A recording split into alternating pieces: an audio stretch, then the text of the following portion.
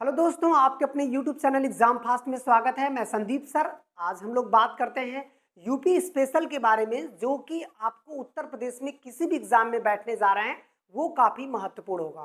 ठीक है, यदि चैनल पर पहली बार आए हैं तो चैनल को सब्सक्राइब कर लीजिएगा। फेसबुक के माध्यम से देख रहे होंगे तो पेज को फॉलो कर लीजिएगा। तो चलिए हम लोग बात करते हैं आज की सेशन को, जो कि काफ़ी महत्वपूर्ण सेशन है। आपका जो है उत्तर प्रदेश का नामकरण हम लोग आज पढ़ेंगे। उत्तर प्रदेश में प्रथम विश्वविद्यालय या पुराने विश्वविद्यालय को पढ़ेंगे, और उत्तर प्रदेश में राजकीय चिन्ह है उसको आज के इस सेशन में हम लोग पढ़ेंगे कि क्या क्या प्रतीक चिन्ह हम लोगों ने लिया है। तो चलिए हम लोग आज के सेशन में शुरुआत करते हैं। यहाँ पर कह रहा है उत्तर प्रदेश का नामकरण। याद रखिएगा, हमारा जो उत्तर प्रदेश था वो सबसे पहले कैसे आया। तो एक चीजें ध्यान रखना है कि उत्तर प्रदेश जो है हमारा शुरुआत होता है 1834 में। इसे उत्तर पश्चिम प्रांत के नाम से जाना गया। क्या नाम दिया गया? उत्तर पश्चिम प्रांत। 1834 में उत्तर प्रदेश की शुरुआत होती है। अब इसके बाद उसका नाम उत्तर पश्चिम प्रांत, ये उत्तर प्रदेश का सबसे पुराना नाम है। ये देखिएगा, उत्तर प्रदेश का सबसे पुराना नाम, सबसे पुराना नाम। इसका मतलब है कि यदि उत्तर प्रदेश जो अस्तित्व में आया था तो इसका सबसे पुराना नाम क्या है? तो ये हो जाएगा उत्तर पश्चिम प्रांत के नाम से ये जाना जाता है।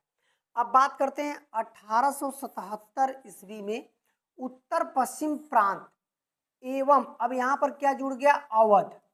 अवध, इसमें मतलब उत्तर पश्चिम प्रांत को अवध क्षेत्र कहा गया। हालांकि 1902 में आते आते आगरा अवध प्रांत, ये वेरी इंपॉर्टेंट है, या इसे संयुक्त प्रांत भी कहा गया। ठीक है, ये 1902 में ये संयुक्त प्रांत, याद रखना है कि अब यहाँ से संयुक्त प्रांत से ही ये उत्तर प्रदेश बनेगा। तो ये जो संयुक्त प्रांत शब्द लगा है ये कब से लगा है? 1902 में। यदि पूछेगा कि उत्तर प्रदेश का नाम जो है 24 जनवरी 1950 को उत्तर प्रदेश रखा गया था, कब इससे पहले इसका नाम संयुक्त प्रांत रखा गया था? तो 1902 में उत्तर प्रदेश संयुक्त प्रांत के रूप में जाना गया। फिर 1950, अब यहाँ पर 24 जनवरी 1950 को उत्तर प्रदेश का नाम पड़ा। हालांकि मूल नाम वर्तमान में उत्तर प्रदेश ही है, जो वर्तमान में हम लोग इस नाम को जान रहे हैं। अब बात ये करते हैं कि इसी वजह से 24 जनवरी को उत्तर प्रदेश दिवस मनाया जाता है। इसका मतलब है कि उत्तर प्रदेश स्थापना दिवस यदि पूछेगा कब मनाया जाता है तो 24 जनवरी को। 1956 में जब 1 नवंबर 1956 में राज्य पुनर्गठन आयोग जब गठित किया गया तो उस समय टोटल भारत में 14 राज्य बनाए गए। तो 14 राज्यों में एक आपका उत्तर प्रदेश भी जो है राज्य के रूप में जाना गया। ठीक है, अब आते हैं सन 2000 में। 9 नवंबर 2000 ईस्वी के दिन 13 जिलों को अलग करके यूपी जो है बना है। बहुत इंपॉर्टेंट है, वेरी इंपॉर्टेंट है, याद रखिएगा, ये वेरी इंपॉर्टेंट है, क्योंकि ये यूपी का भी जिला पूछता है और उत्तराखंड का भी पूछता है। तो उस समय जब ये 2000 में अलग हो रहा था तो यूपी के पास उस समय 70 जिला थे, 70 जिला थे। अब यहाँ से 13 कम हो गया, तो इसका मतलब यूपी के पास टोटल 57 जिला बचे थे। जब ये 13 कम हुआ तो टोटल 57 जिला। इसका मतलब है उत्तराखंड के गठन के समय यूपी में कुल कितने जिले थे? तो 70 जिले थे। उत्तराखंड को गठन होने के लिए उत्तर प्रदेश ने कुल कितने जिलों को दिया? 13 जिलों को दिया था। ये घटना होती है 9 नवंबर जो है सन 2000 को। ये घटना किस दिन होती है? बहुत वेरी इंपॉर्टेंट है, इसको आप वेरी इंपॉर्टेंट कर लीजिएगा और टॉपिक नोट्स एक बनाते रहिएगा। आपको पूरा point two point UP special के जो महत्वपूर्ण पॉइंट है वो बता देंगे।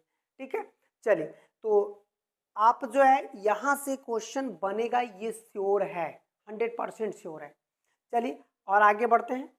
अगला देखिएगा, अगला हो जाएगा उत्तर प्रदेश का जो हम लोग राजकीय चिन्ह की बात करें तो उत्तर प्रदेश का जो राजकीय चिन्ह है या राजकीय प्रतीक की हम लोग बात करें तो यहाँ पर हम लोग ये कह सकते हैं कि जैसे यहाँ पर राजकीय चिन्ह, राजकीय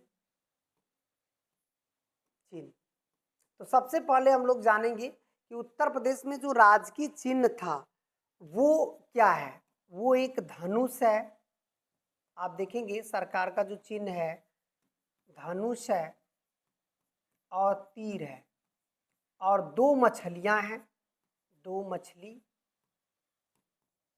मछलियां।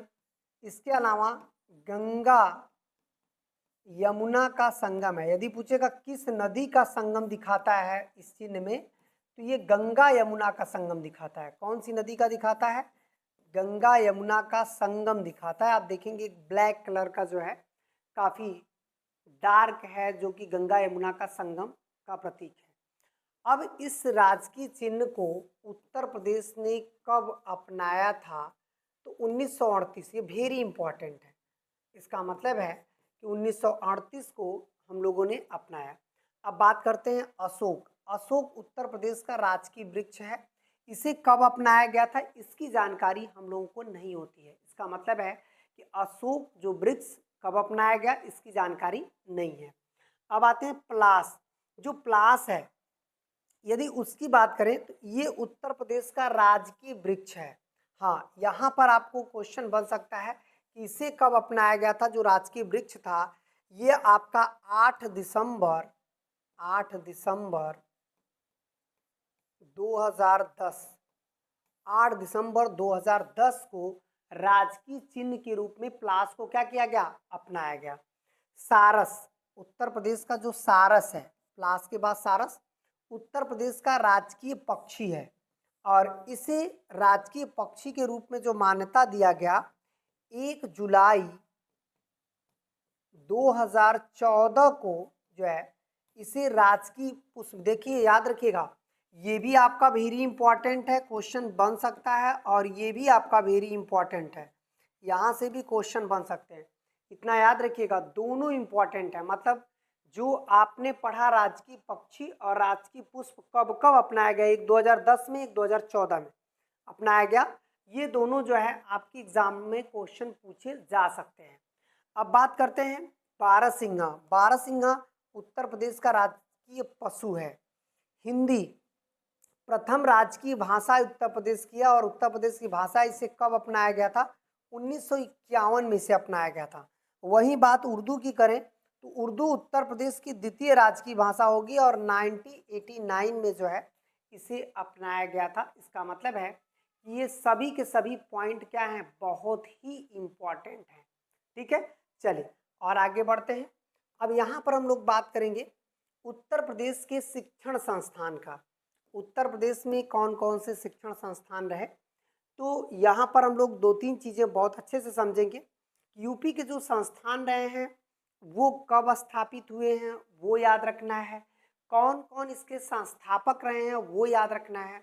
ये देखिएगा उत्तर प्रदेश जो प्रयागराज में इलाहाबाद विश्वविद्यालय है उत्तर प्रदेश का सबसे प्राचीन विश्वविद्यालय है। ये देखिएगा उत्तर प्रदेश का सबसे प्राचीन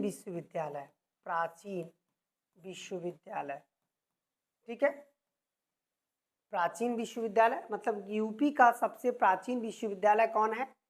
इलाहाबाद विश्वविद्यालय। अच्छा, इसके संस्थापक कौन थे? इसके संस्थापक तो उस समय उपराज्यपाल हुआ करते थे, उपराज्यपाल। ठीक है, उपराज्यपाल कौन थे जो इलाहाबाद विश्वविद्यालय के संस्थापक माने जाते थे? तो याद रखिएगा इनका नाम जो है विलियम, देखिएगा इनका नाम जो है, जो उपराज्यपाल थे इनका नाम था William Muir. William Muir, William Muir. William Muir जो है ये इलाहाबाद विश्वविद्यालय के संस्थापक हैं। वही वाराणसी में बनारस हिंदू विश्वविद्यालय, मदन मोहन मालवीय, मदन मोहन मालवीय। इसका मतलब है कि मदन मोहन मालवीय किस विश्वविद्यालय के संस्थापक रहे हैं? तो बनारस हिंदू विश्वविद्यालय के संस्थापक यदि पूछेगा कौन थे, मदन मोहन मालवीय थे। वहीं अलीगढ़ मुस्लिम विश्वविद्यालय की बात करें 1920 में, याद रखिएगा 1916 में, 1887 में, 1920 में जो अलीगढ़ विश्वविद्यालय है इसके संस्थापक सर सैयद अहमद खां थे। कौन था? सर सैयद अहमद खान, सर सैयद अहमद खान जो थे ये कौन थे?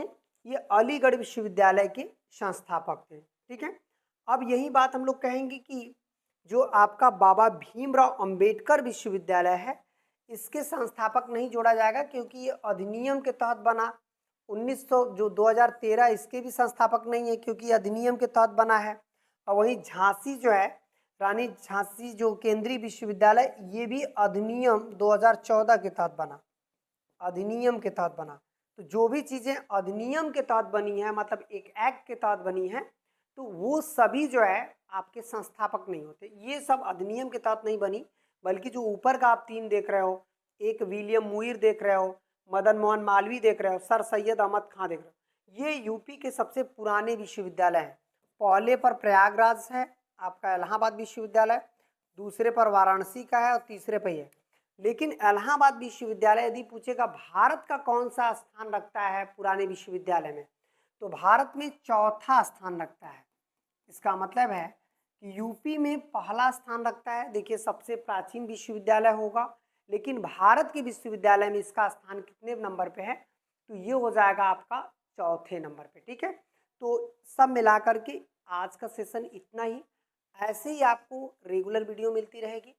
आप पहली बार यदि इस चैनल पे आए हैं तो आप इसको सब्सक्राइब कर लीजिएगा, क्योंकि अब इस चैनल पे बहुत ही इम्पोर्टेंट टॉपिक और नोट्स वाइज जो है, चैप्टर वाइज भी आपको मिलता रहेगा। ठीक है, फेसबुक के माध्यम से देख रहे हैं तो फॉलो जरूर करिएगा, आपके एग्जाम में बहुत इंपॉर्टेंट बनने वाला है। धन्यवाद।